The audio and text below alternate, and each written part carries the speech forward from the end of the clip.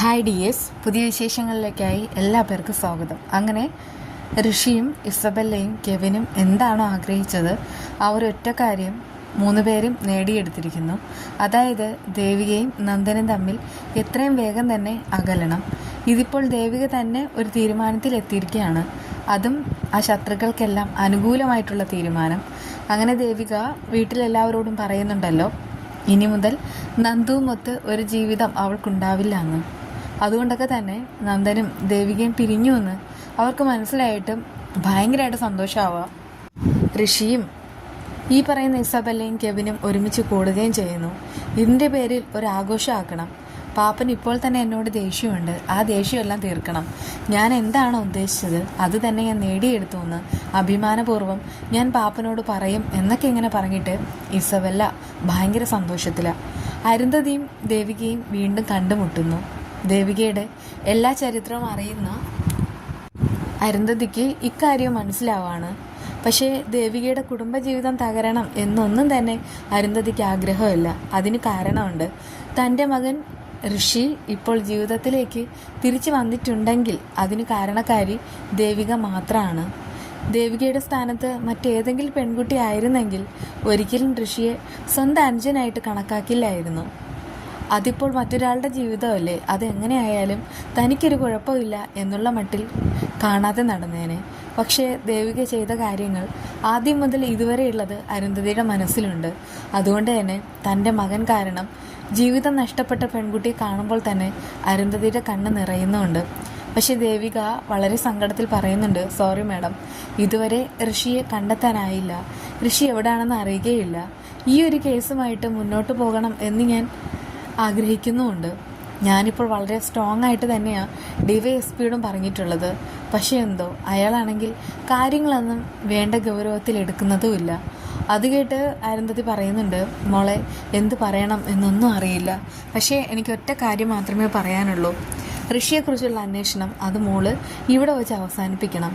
അത് കേട്ട് ദേവിക ഞെട്ടിത്തിരിക്കുകയാണ്. എന്നിട്ട് പറയുന്നുണ്ട്, മാഡം, ഈ ലോകത്ത് ഏറ്റവും കൂടുതൽ സ്നേഹിക്കുന്നതും എല്ലാം ഋഷിയെ തന്നെയാണ്. അതിന് കാരണമുണ്ട്.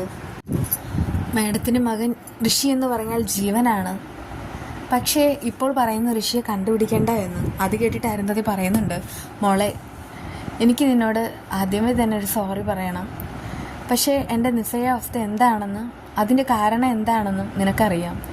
അത് നീ മനസ്സിലാക്കിയാൽ എന്നോട് പൊറുക്കുമെന്ന് വിശ്വസിക്കുന്നു. നീ ഇനിയെങ്കിലും സത്യം മനസ്സിലാക്കിയേ മതിയാവൂ.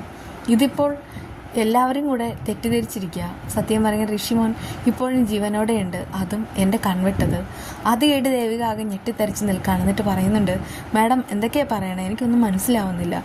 ആരെന്ത് പറയുന്നു, എന്താ വിശ്വസിക്കേണ്ടത്, വിശ്വസിക്കേണ്ടാത്തത് എന്താണ് അന്നൊന്നും മനസ്സിലാകാത്തൊരവസ്ഥയാണ് കുറച്ച് ദിവസമായിട്ടുള്ളത്. അതൊക്കെ ഞാൻ വഴിയെ പറയാം. പക്ഷെ മാഡം പറയുന്നു ഋഷി ജീവനോടെ ഉണ്ടെന്ന്. എവിടെ? ആ സമയത്ത് അരുന്ധതി പറയുന്നുണ്ട്, എനിക്ക് നിന്നോട് ചില കാര്യങ്ങൾ ഓപ്പണായിട്ട് തുറന്ന് പറയണം. പക്ഷേ ഇത് മറ്റൊരാളും അറിയാനായിട്ട് പാടില്ല. നീ എനിക്ക് സത്യം തരണം. ഇതിൻ്റെ പേരിൽ ഒരിക്കലും ഋഷിയെ നീ ക്രൂശിക്കില്ല എന്ന്. ഇനി എനിക്ക് അവനെ നഷ്ടപ്പെട്ടാൽ പിന്നെ ഞാൻ ജീവനോടെ ഇരിക്കില്ല. ഞാൻ ഈ ലോകത്ത് ഏറ്റവും കൂടുതൽ സ്നേഹിക്കുന്നത് എൻ്റെ മകനെയാണെന്നുള്ളത് നീ തന്നെ പറഞ്ഞു കഴിഞ്ഞല്ലോ. ദേവിക ചോദിക്കുന്നുണ്ട്, എന്താ നിങ്ങൾക്ക് പറയാനുള്ളത്? എനിക്കറിയണം, എല്ലാം അറിയണം. ആ സമയത്ത് ഈ നന്ദനെ കൊണ്ട് ഇസബെല്ല ഓരോ കാര്യങ്ങൾ ചെയ്ത് കൂട്ടുന്നതും ഇതിൻ്റെ എല്ലാം പിന്നിൽ ഈ ഒരു കടിഞ്ഞാൺ വലിക്കുന്നത് ഋഷിയാണെന്നുള്ള കാര്യവും അരുന്ധതി തെളിവ് സഹിതം ദേവികയോട് പറയുന്നു. ആ സമയത്ത് ദേവിക വിശ്വസിക്കാനാവാതെ നിൽക്കാണ്. ആ സമയത്ത് അവൾ പറയുന്നുണ്ട്, നന്ദു കൂടെ അറിഞ്ഞിട്ടാണോ ഇങ്ങനെയൊക്കെ ചെയ്യുന്നത്? ഒരിക്കലും ഇല്ല, നന്ദുവിനൊന്നും അറിയില്ല. സത്യം പറഞ്ഞാൽ നന്ദു മുൻപ് ഋഷിയെ ഒരടി കൊടുത്തു. ആ സമയത്ത് അവൻ വീഴുകയും ചെയ്തു. പക്ഷേ ഇതെല്ലാം കെവിനും ഇസബെല്ലയും കൂടെ ചേർന്ന് നടത്തുന്ന പ്ലാനാണ്. അവരുടെ ഉദ്ദേശം എന്താണെന്ന് എനിക്കറിയില്ല. പക്ഷേ ഋഷിയുടെ ഉദ്ദേശം ഒന്നേ ഉള്ളൂ, അതായത് ചന്ദ്രോത്ത് കുടുംബം ശിഥിലമാക്കണം. അക്കാര്യവും അതിൻ്റെ കാരണവും എല്ലാം മോൾക്കും കൂടെ അറിയാവുന്നതല്ലേ. ഞാൻ പലതവണ അവനോട് പറഞ്ഞതാണ് എത്രയും വേഗം തന്നെ എല്ലാവരും സത്യം അറിയണമെന്ന്. പക്ഷേ അവനാണെങ്കിൽ ഒന്നും പറയാനായിട്ട് കൂട്ടാക്കുന്നില്ല.